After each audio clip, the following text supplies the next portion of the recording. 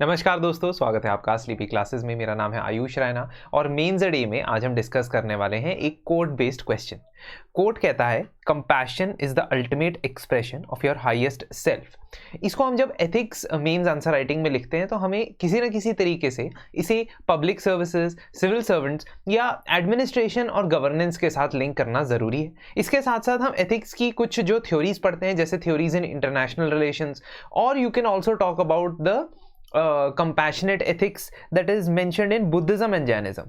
ठीक है, बुद्धिज्म और जैनिज्म, इनको भी आप इस आंसर के अंदर कोट कर सकते हो, जिससे ये बहुत ही एक वेल मिक्स्ड आंसर बन जाएगा, वेल ऑल राउंडेड आंसर बन जाएगा। अब शुरुआत में आप कंपैशन की परिभाषा या डेफिनेशन बता सकते हैं। कंपैशन क्या होता है? Compassion is the ability to understand and share the feelings of others. जब आप किसी और व्यक्ति की फीलिंग्स को समझते हैं, इमोशंस को समझते हैं, उनके दुख दर्द पीड़ा को समझते हैं, और अगर उसे अंडरस्टैंडिंग आपकी डेवलप हो जाती है कि भाई ये व्यक्ति जो है किसी प्रकार की कठिनाई में है, परेशानी में है, दुख में है, डिसएडवांटेज में है, दैट इज कंपैशन। कंपैशनिज्म और compassion can move towards empathy as well, but empathy exists when you also go through the same pain or also feel the same pain that the other has felt, probably because of your personal experiences or because of your understanding of the experiences in such a detail that you actually know what the other person is going through. Say for example, a person who's hungry and the other person who is a rich person, he sees that a person is hungry and he's looking for food.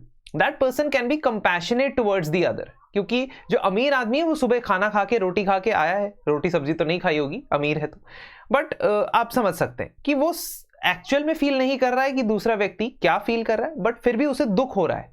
इसको हिंदी में करुणा बोला जाता है, करुणामयी, compassion को। Now empathy feel होगी जब आप भी भूखे हैं और आप किसी दूसरे भूखे व्यक्ति को देखते हैं, आपके पास एक रोटी है तो आप उसे आधी रोटी दे देते हो, that is empathy, the simplest of examples. Now ये सिविल सर्विसेज में कैसे मदद करता है, या आपकी इंडिविजुअल की हाईएस्ट सेल्फ को कैसे ये एक्सप्रेस करता है? देखो, आप बात कर सकते हो कि हम एथिक्स में पढ़ते हैं एथिकल अल्ट्रुइज्म के बारे में। Altruism is a feature of ethical or you can say normative ethics, which says that अगर आप कोई काम अपने सेल्फ इंटरेस्ट को ध्यान में ना रखते हुए करते हो तो वो एथिकली करेक्ट ही माना जाएगा। इसे एथिकल अल्ट्रुइज्म कहते हैं, जहां पे आप दूसरे लोगों के प्रति, समाज के प्रति, या समाज के अंदर जो पिछड़े वर्ग हैं उनके प्रति एक फीलिंग दिखाते हो जो कंपैशन से इमर्ज होती।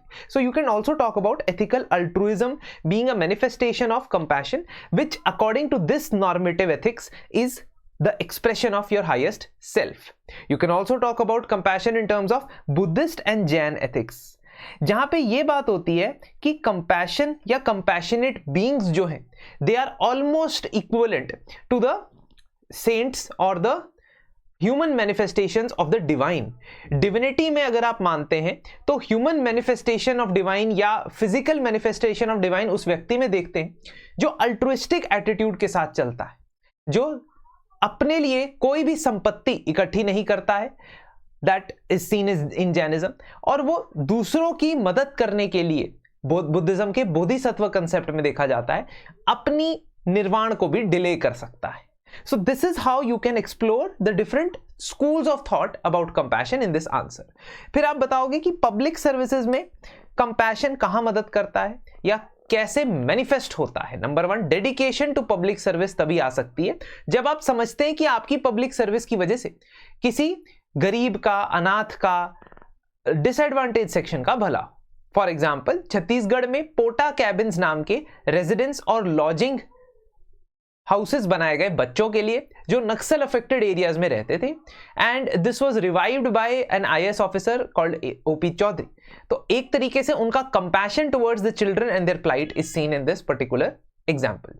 सोशल कॉन्शियसनेस अगर आपकी होती है, यानी समाज के अंदर चल रहे इश्यूज के बारे में आप जागरूक होते हैं, तभी आप कंपैशनेट हो पाते हैं। एंड डिस्ट्रिक्ट कलेक्टर की एग्जांपल यहां पे आप दे सकते हो, जो एक्चुअल में प्राइमरी हेल्थ सेंटर्स में विजिट करके ये देखता है कि डॉक्टर्स के पर्सपेक्टिव से क्या प्रॉब्लम आ रही है, पेशेंट्स के पर्सपेक्टिव से क्या प्रॉब्लम आ रही है। रिसेंटली आपने देखा होगा दैट एसडीओ एक कहीं वीडियो बहुत ज़्यादा पॉपुलर हुआ था कि एक एसडीओ जाते हैं और हॉस्पिटल में जाते हैं, हॉस्पिटल नहीं होता है वो, छोटा सा चिकित्सालय ही होता है, प्राइवेट नहीं सरकारी, और वहां जाके डॉक्टर को बोलते हैं कि आप इसको चेक कीजिए, है ना। Now that is not compassion, because आप एक तरफ तो पेशेंट्स की तरफ यू आर वेरी सेंसिटिव कि पेशेंट जो है उसका इलाज नहीं हो रहा है, आप उसे ठीक करने के लिए डॉक्टर से रिक्वेस्ट करते हैं, बट एक तरफ आप ऑर्डर देते हैं कि आप बाकी सब काम छोड़ के इन पेशेंट को देखिए, आप इन पेशेंट को क्यों नहीं देख रहे, तो आप डॉक्टर के प्रति कंपैशनेट नहीं है। सो compassion comes from social consciousness. You know there is a scenario where doctors are also facing issues because of patients and their families. तो आपको compassionate होना बहुत ज्यादा जरूरी है उस मामले में। तीसरा, जिस देश में डाइवर्सिटी होगी उसमें डिफरेंट ग्रुप्स होंगे, डिफरेंट लैंग्वेज बोलने वाले लोग होंगे, डिफरेंट सोशल बैकग्राउंड से लोग आएंगे, और अगर आपने इनके साथ डील करना है as a civil servant, diversity से डील करना है, तो आपके अंदर एक बेसिक ह्यूमन कंपैशन होना बहुत ज्यादा जरूरी है। हो सकता है कि आपके जो ऑर्डर्स दिए गए हैं आपको ऊपर से, they may not be compassionate enough, but while you are applying them you have to be compassionate. Say for example, अगर आपको एविक्ट करने के लिए बोला जाता है कुछ लोगों को एक पर्टिकुलर रेजिडेंस से, अब एविक्शन फर्म होनी चाहिए, लेकिन that should not be unjust, that should not be carried out in a violent manner. ये देखने के लिए आप तभी इंप्लीमेंटेशन में लेके आओगे जब आप में कंपैशन होगा।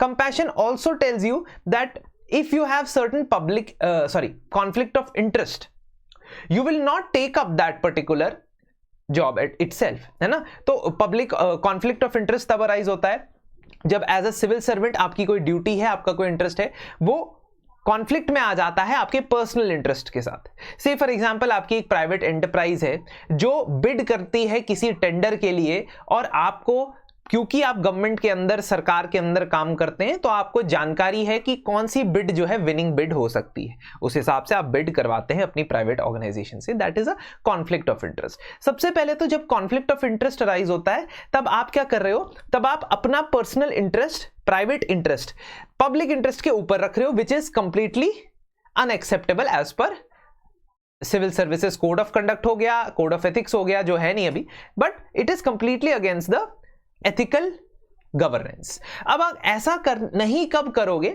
जब आप कंपैशनेट होगे कि आपके इस पर्टिकुलर एक्शन की वजह से जनता का नुकसान हो सकता है। से फॉर एग्जांपल, अगर आप हाईवे प्रोजेक्ट की बात करते हैं, सड़क बनाने के प्रोजेक्ट की बात करते हैं, और उसके अंदर आप जो है सस्ता मटेरियल इस्तेमाल करने वाले हैं just for making that flyover और the bridge, these are the things that you will be not doing if you are compassionate towards the people.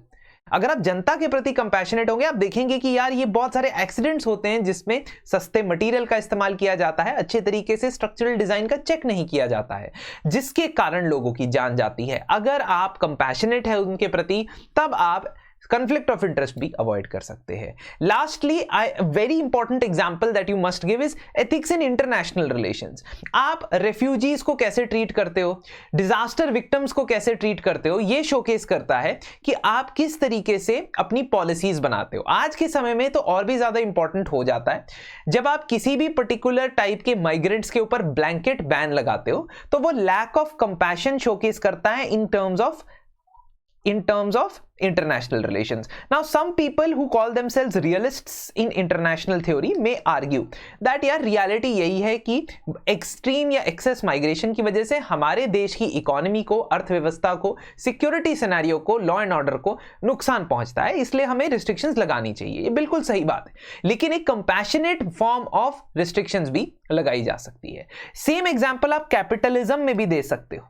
Capitalism या कंपैशनेट कैपिटलिज्म की जहां तक बात आती है, तो इसमें भी there must be, you must look at the industry owners, you must look at the entrepreneurs and the types of wages that they are providing. अगर उनके टॉप मैनेजमेंट में और बाकी के एम्प्लॉइज में एक ह्यूज गैप नजर आता है आपको, जो भारत में नजर आता है, एक्चुअली इट्स अ प्रॉब्लम, तो आप कह सकते हो कि कैपिटलिज्म तो है लेकिन कंपैशनेट नहीं है।